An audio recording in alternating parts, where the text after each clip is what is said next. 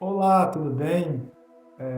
Estou passando aqui mais uma vez para poder compartilhar com você uma meditação. Já faz alguns dias, né, que eu não tenho compartilhado uma mensagem aqui no, no canal, né, no YouTube. E é porque é tanta correria, sabe? Estou sempre aqui na correria, não tem sido fácil. Temos vivido alguns momentos aí corrido, né? Bem difíceis, mas Deus tem se feito presente em cada um desses dias.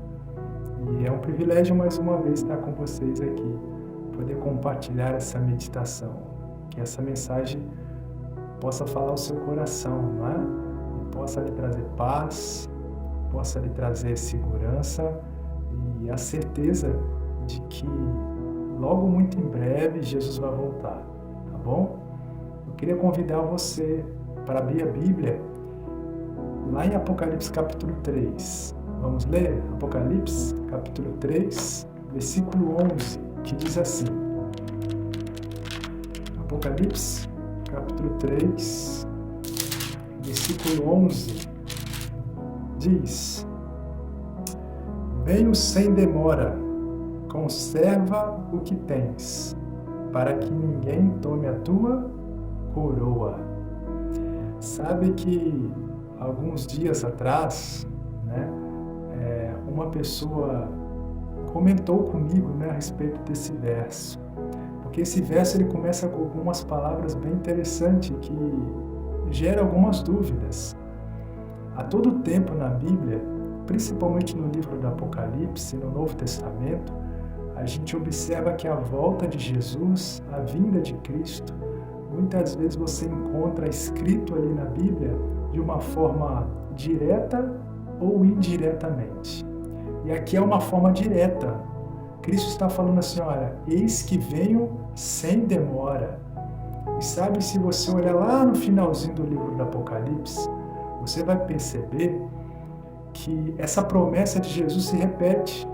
Lá no verso 7, no versículo 14, no versículo 20, lá do capítulo 22, você vai ver Jesus, através de João, que escreveu o livro do Apocalipse, dizendo, eis que venho sem demora.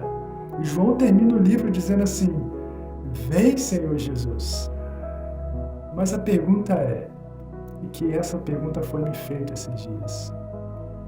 Uma pessoa chegou para mim e falou assim, Jefferson, o livro do Apocalipse foi escrito por volta do ano 95. A gente está em 2024. E por que Jesus Cristo ainda não voltou? E essa pessoa foi bem enfática, porque ela disse o seguinte, tem cerca de 1929 anos que foi escrito isso, e ainda Jesus não voltou. Porque como a gente consegue entender esse eis que venho sem demora? Como a gente consegue compreender? Como eu consigo saber o que Jesus Cristo está querendo dizer quando ele fala eis que venho sem demora? Porque já tem quase 2000 anos que isso daqui foi escrito, já tem mais de 2000 anos que Jesus veio a essa terra e assim ele não voltou.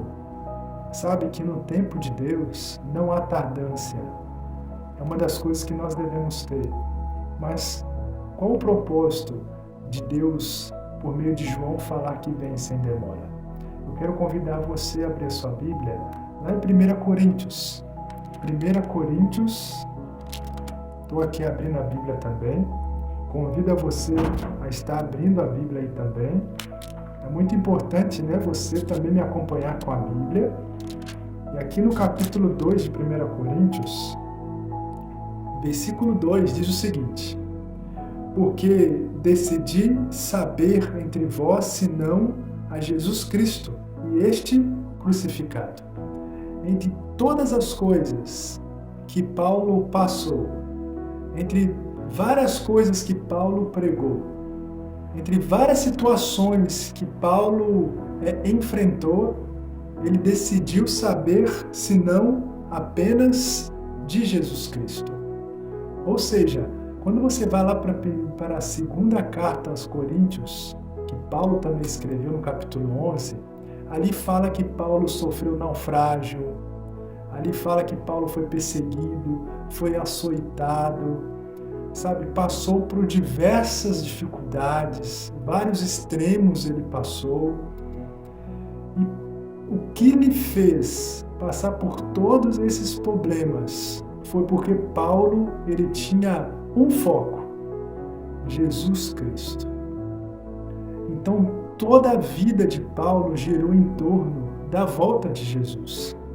Por isso que quando lá em 1 Tessalonicenses, quando Paulo vai escrever aos Tessalonicenses a respeito da volta de Jesus, ele fala assim: e nós que ficarmos vivos, ou seja, tanto os discípulos, mas também o apóstolo Paulo, ele aguardava a volta de Jesus para o seu tempo. E isso foi muito importante para Paulo, porque levou ele a passar por vários tipos de problemas e situações, enfrentar vários tipos de dificuldades, porque ele tinha uma força e o poder que era provido do céu, através da esperança de que Cristo logo, muito em breve, voltará. Sabe que quando nós lemos lá em Apocalipse capítulo 3, verso 11, que diz que eis que venho sem demora, Jesus está levando a mim e a você a viver a nossa vida em prol desse dia. Quando a gente vive em prol da volta de Jesus, nós passamos por qualquer dificuldade, nós enfrentamos qualquer problema, porque nós só temos um foco: ver Jesus voltar, viver a eternidade com Ele. Eu sei que talvez você tenha passado por alguns problemas e algumas dificuldades, e talvez esses problemas tenham sido, tem levado a você a nem dormir, tem tirado o seu sono, mas talvez o seu foco está em coisas erradas. Talvez o seu foco está em coisas passageiras. Talvez o seu foco está em coisas materiais que passam, que perecem. Mas quando você coloca o seu foco na volta de Jesus e você vive em prol desse dia, você é capaz de passar qualquer tipo de dificuldade, qualquer tipo de problema. E nada desses problemas vai te abalar.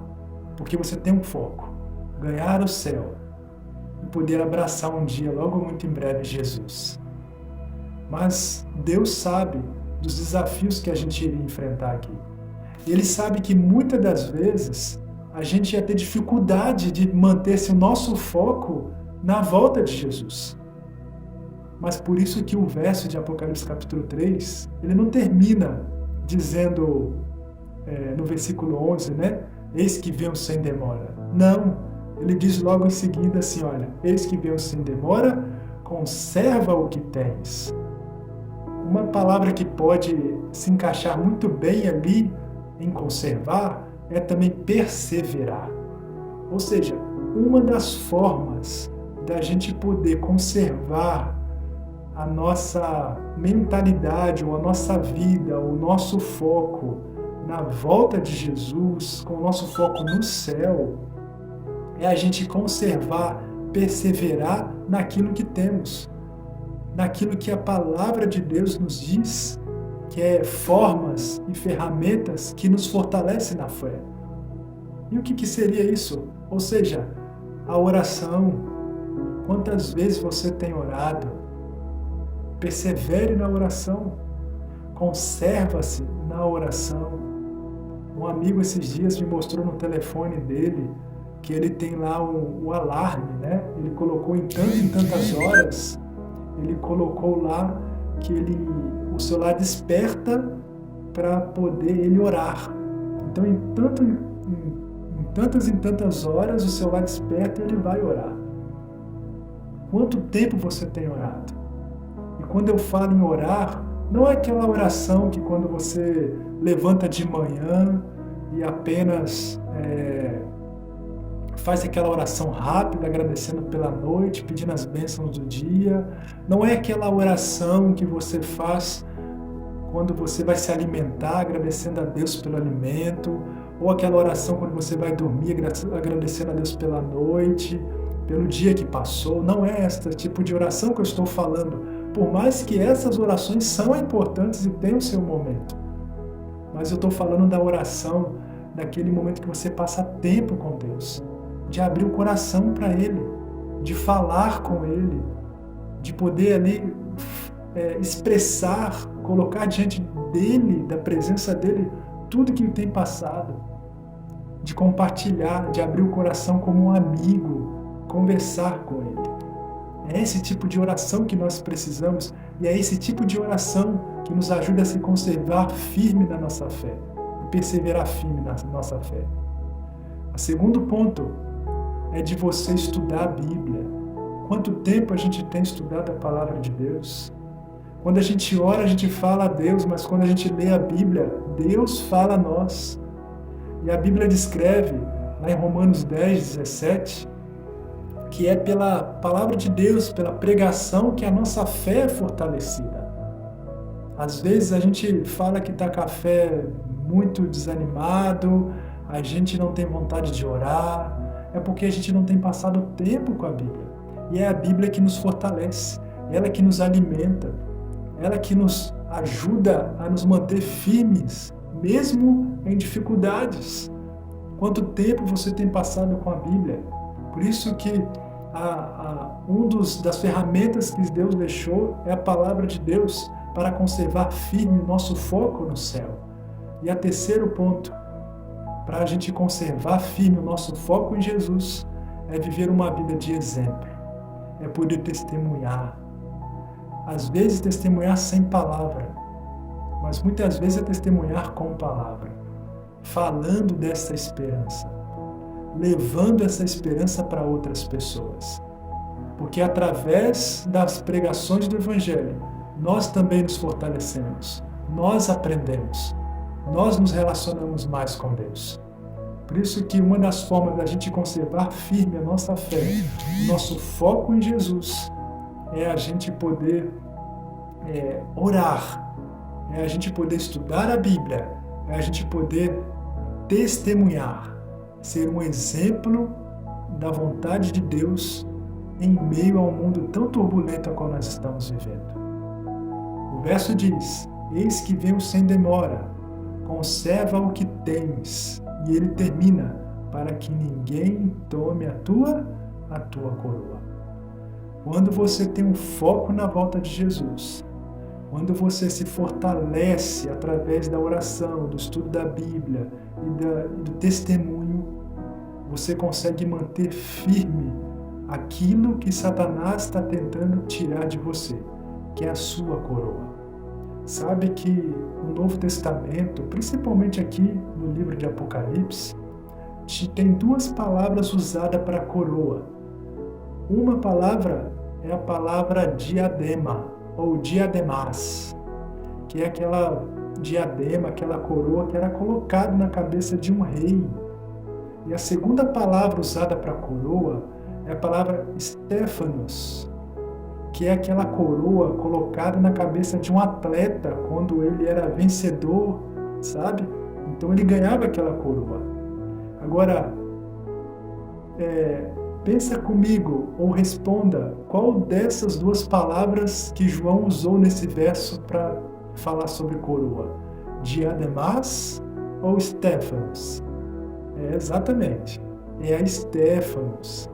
Ele usou aqui a palavra Stephanos, daquela coroa que é dada a todos aqueles que vencem, ao vencedor.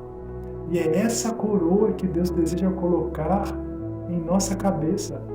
É essa coroa que Deus tem reservado para cada um de nós.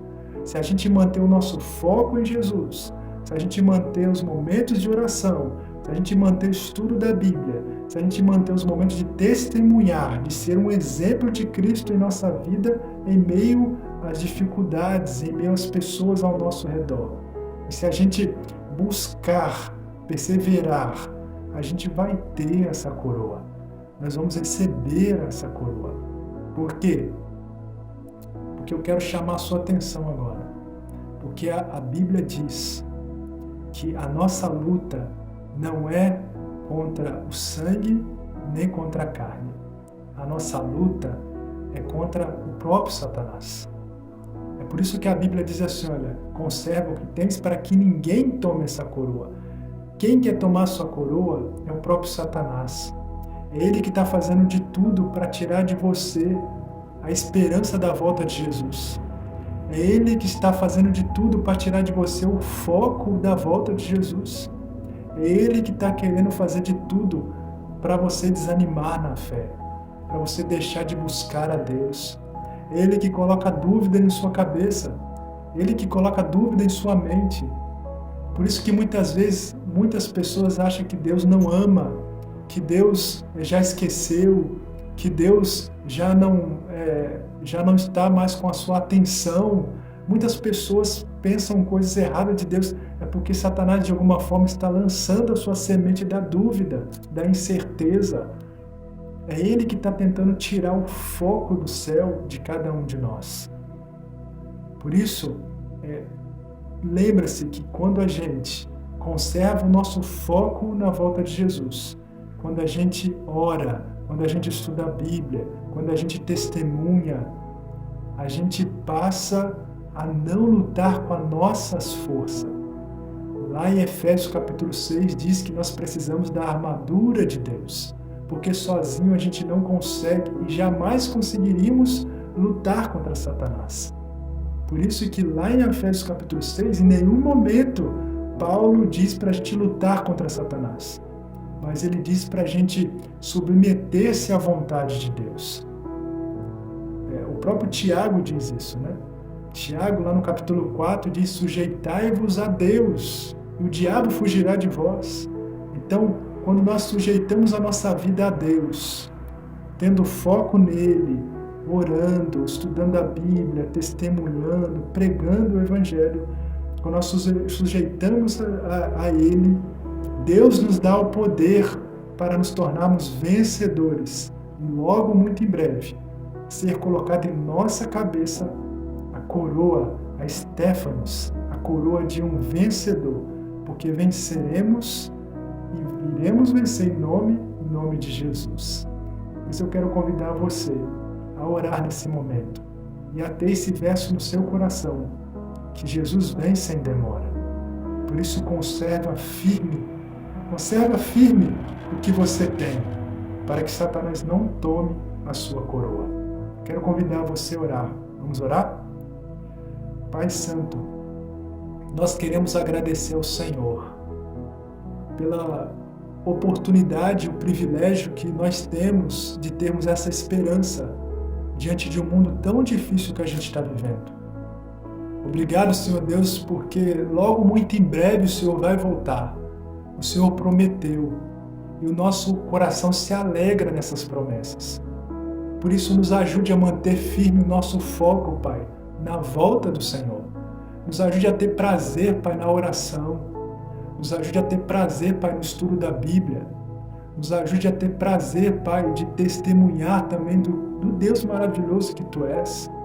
E nos ajude, Deus, a sujeitarmos ao Senhor, para que assim nós possamos vencer as dificuldades e as lutas que o inimigo nos impõe.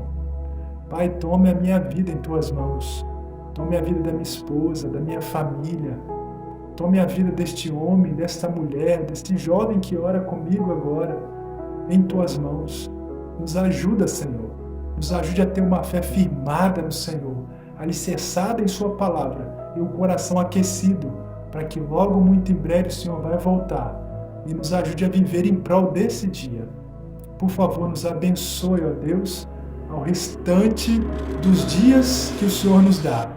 Esta é a nossa humilde oração e a fazemos pedindo a Ti perdão pelos nossos pecados, as nossas faltas, em nome de Jesus. Amém e amém. Quero convidar você a compartilhar e deixar ali seu pedido de oração, deixar ali as suas ideias também, compartilhe o que você gostaria que a gente pudesse compartilhar mais aqui no canal e juntos a gente possa crescer e nos fortalecer pela graça de Jesus e logo muito em breve viver a eternidade com Ele. Um abraço.